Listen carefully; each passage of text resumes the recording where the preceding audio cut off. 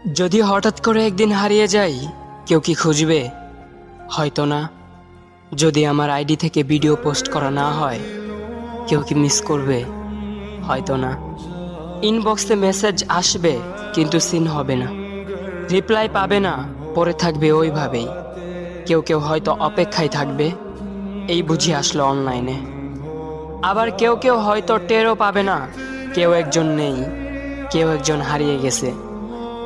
হঠাৎ একটা সময় কারোর হয়তো মনে পড়বে, কে জানি আর নেই।